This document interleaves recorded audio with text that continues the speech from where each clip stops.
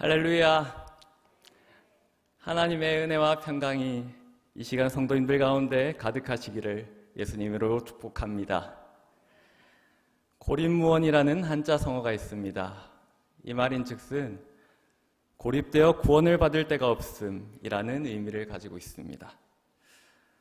이 말인즉슨 구원을 받을 데도 없을 뿐더러 스스로도 구원을 도모할 수 없다는 것입니다. 본문에서 이스라엘 백성들이 딱 고립무원의 상황에 놓여 있습니다. 하나님께서 10가지 재앙으로 애굽을 초토화시키셨고 결국 애굽을 나와서 이제 완전히 자유케 된 줄 알았건만 고립무원의 처지가 다시 될 줄이야.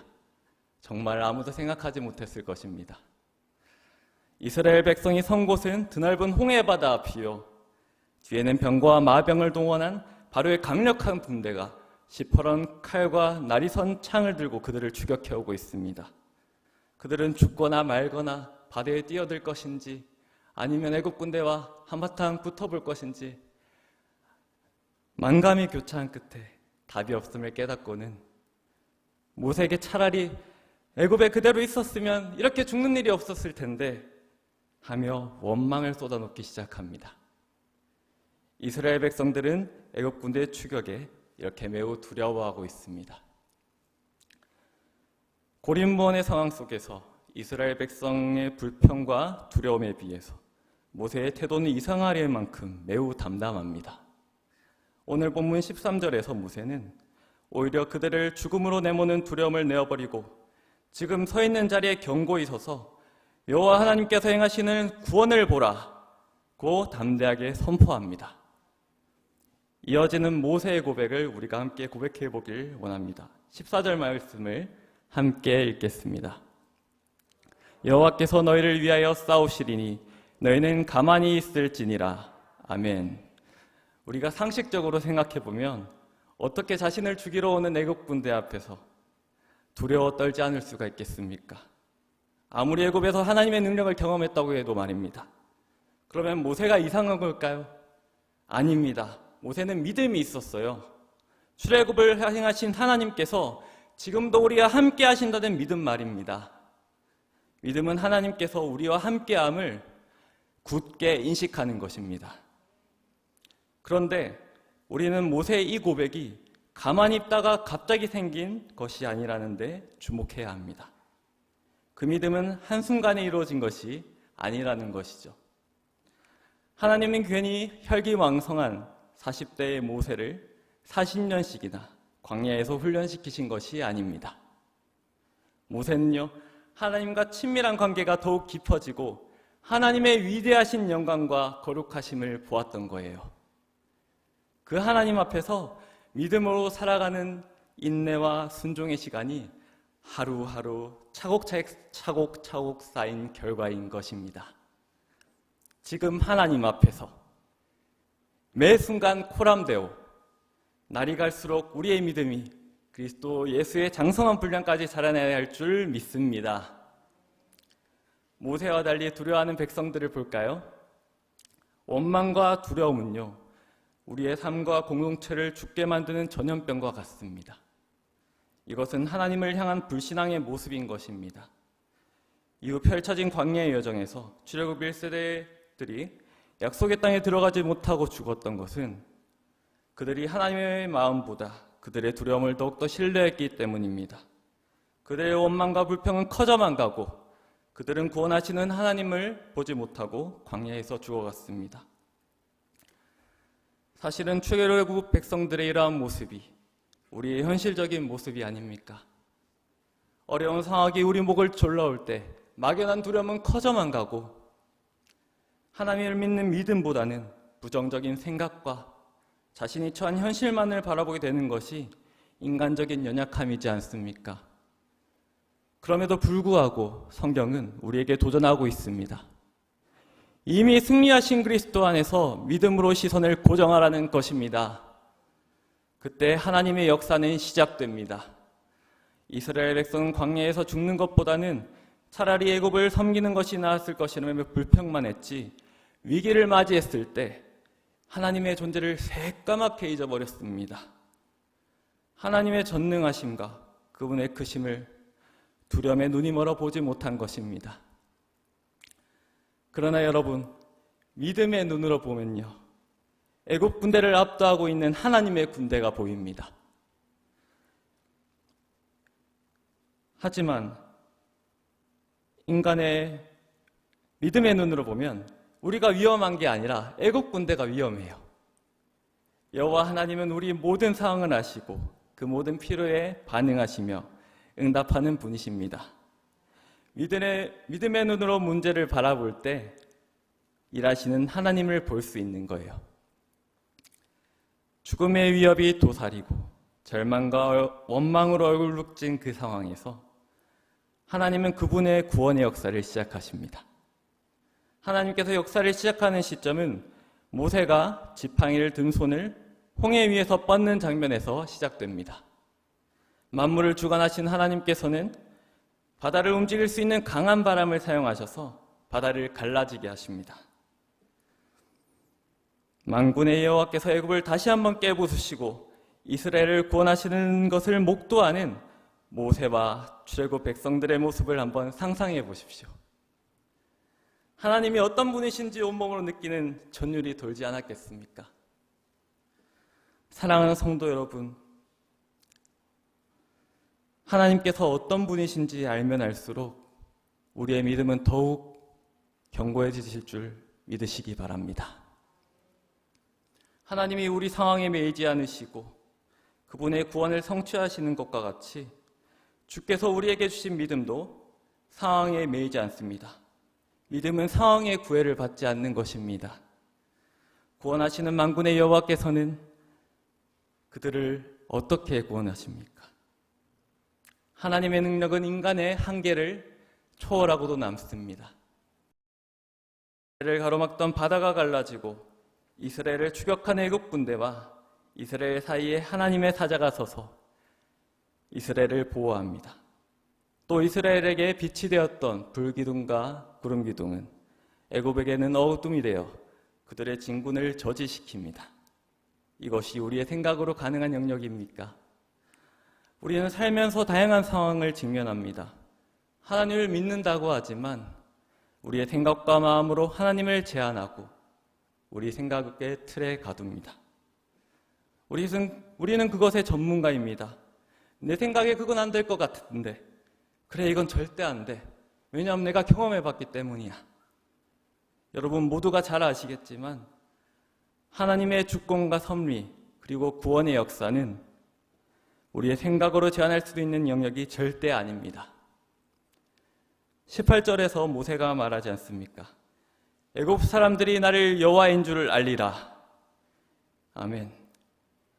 애굽 사람들은 여호와의 심판을 호되게 당하고 알았지만 우리는 믿음으로 이미 구원하신 주님을 알고 바라볼 수 있는 그리스도인들입니다. 이제 이스라엘 백성들은 마른 바다를 땅처럼 걸어 들어가기 시작합니다. 애굽에 행하신 하나님의 큰 구원의 역사에도 불구하고 다시금 홍해 앞에서 고립무원을 겪었듯이 아직 여전히 바로 군대는 이스라엘 백성을 추격해오고 있습니다. 홍해가 갈라졌고 나아갈 수 있게 되었지만 여전히 애굽 군대도 같은 길을 따라 이스라엘의 심장을 노리며 쫓아오고 있습니다. 우리가 예수 그리스도를 믿고 신앙생활을 하는 가운데서도 여전히 남은 문제는 우리를 괴롭힐 수 있습니다. 여전히 해결되지 않은 문제가 있을 수도 있습니다. 그러나 이스라엘 백성들이 계속해서 갈라진 바다 가운데로 나아갔던 것처럼 우리는 그 신앙의 길을 계속해서 걸어야 가야 합니다. 신실한 믿음으로 걸어가는 자들은 하나님은 반드시 기억하시고 그들의 길을 선하게 인도해 주실 것입니다. 더 나아가 본향에 이르렀을 때 하나님의 그 너른 품에 안아주시며 착하고 충성된 종아 나의 즐거움에 참여할지어다 말씀해 주실 것입니다. 이렇게 여전히 계속된 애국 군대의 추격 속에서 계속해서 나아간 이스라엘 백성들은 하나님은 절대로 그냥 내버려 두시지 않습니다. 24절과 25절에서는 이스라엘 백성들이 갈라진 바다로 나아갈 수 있도록 도와주시는 장면이 나옵니다. 본문을 보면 알 수 있듯이 하나님은 애굽 군대에 혼란을 주어 어지럽게 하시고 달리는 병거의 바퀴를 빠지게 만드셔서 그들이 이스라엘 자손을 추격하는 일이 지연되도록 하십니다. 이미 애굽에서 10가지 재앙을 호되게 당한 바로와 애굽 사람들이기에 지금 자신들에게 일어나고 있는 이 혼란이 이스라엘의 하나님 여호와께서 행하신 것 일임을 알고 여호와가 자신들을 친다고 말합니다. 여기서 깨닫고 돌아갔다면 더 큰 참사는 일어나지 않았을 텐데 바로와 애굽 사람의 완악함은 강력한 하나님의 손을 경험하고도 완고하게 꺾이지 않습니다. 이러한 애굽 사람들의 완악함과 완고함이 불신자들의 뿐만 아니라 하나님을 믿는 우리의 모습임을 보게 됩니다. 습관적이고 반복적으로 짓는 죄, 우리가 원하는 것을 하나님의 뜻이라고 합리화하며 하나님의 뜻을 알면서도 외면하는 죄, 그리고 하나님의 영광을 위한다고 하면서 나의 영광과 성취를 위하여 하나님을 이용하는 모습들 말입니다. 여전히 하나님 앞에서 꺾이지 않은 이러한 죄들에 대하여 하나님은 우리가 회개에 이르기를 기다리고 계십니다. 하나님 앞에 서서 하나님을 바라보며 하나님을 신뢰하는 자에게 임하는 은혜는 사망에서 벗어난 생명과 평안이요 죄악에서 돌이키는 정결하고 부드러운 마음입니다. 26절에서 29절까지는 하나님을 끝까지 대적하는 자들의 끝이 무엇인지 보여주는 장면입니다. 이스라엘과 애굽은 새벽까지 추격전을 벌이고 있습니다. 바다의 갈라짐이 하나님께서 이스라엘을 구원하기 위한 하나의 방법이었다면 반대로 바다가 다시 원상태로 돌아가는 것은 애굽의 완악함을 꺾으시고 그들을 멸하심으로 출애굽을 완성하시기 위한 방법이었습니다. 모세가 바다가 갈라질 때와 같은 명령을 따라 바다로 손을 내밀자 벽처럼 갈라졌던 바다의 힘이 회복되어 원래대로 돌아가기 시작합니다. 애굽 사람들이 상황의 심각성을 알고 도망가려 했지만 이미 때는 늦었습니다.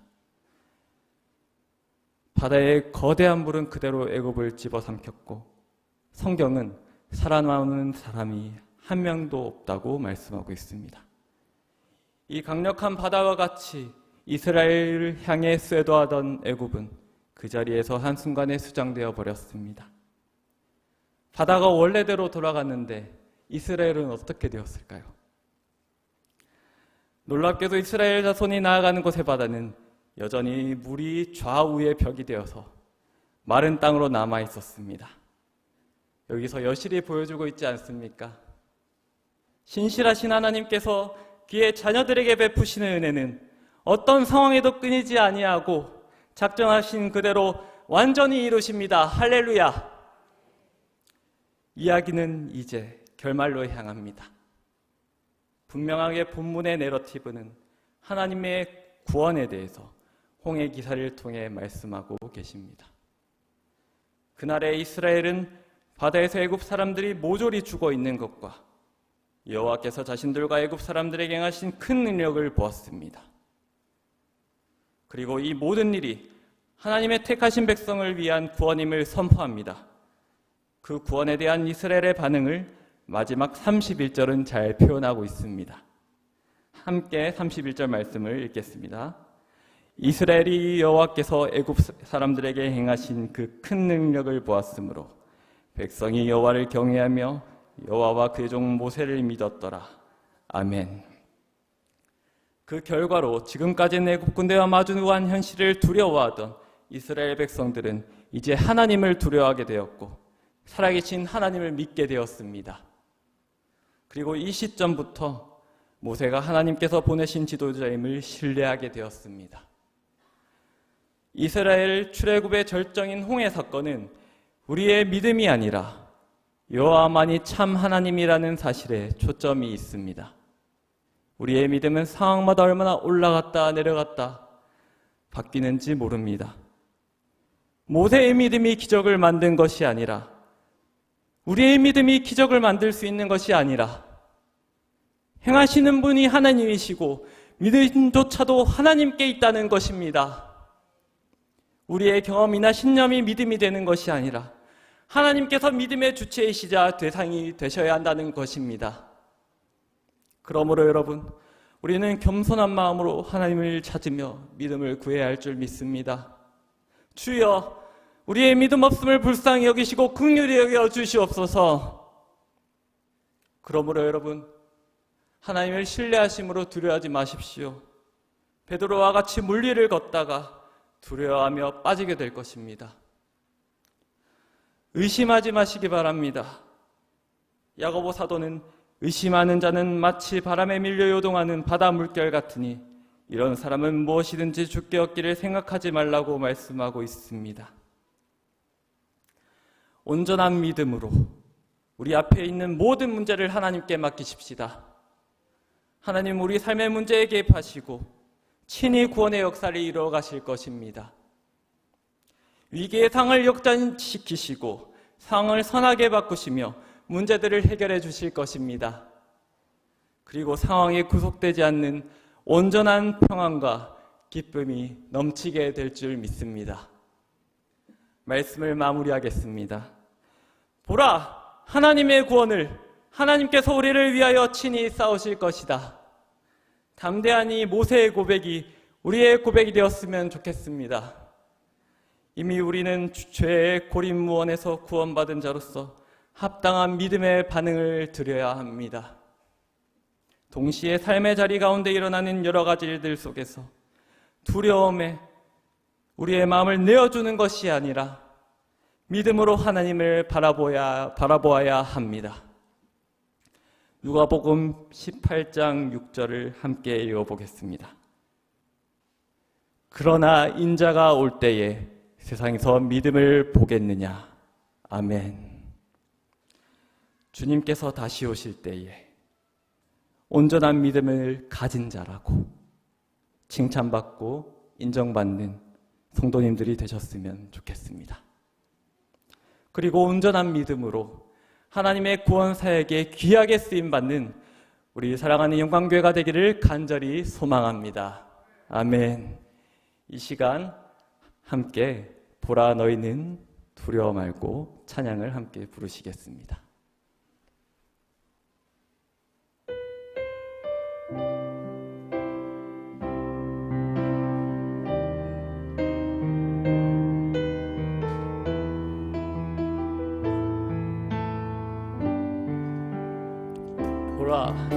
보라 너희는 두려워 말고 보라 너희를 인도한 나를 보라 너희는 지치지 말고 보라 너희를 구원한 나를 너희를 치던 적은 어디 있느냐 너희를 억누르던 원수는 어디 있느냐 보라 보라 하나님 구원을 보라 하나님 능력을 너희를 위해서 싸우시는 주의 손을 보라 보라 보라 하나님 구원을 보라 하나님 능력을 너희를 위해서 싸우시는 주의 손을 우리 처음부터 한번 고백해 볼까요? 보라 보라 너희는 두려워 말고 보라 너희를 인도한 나를 보라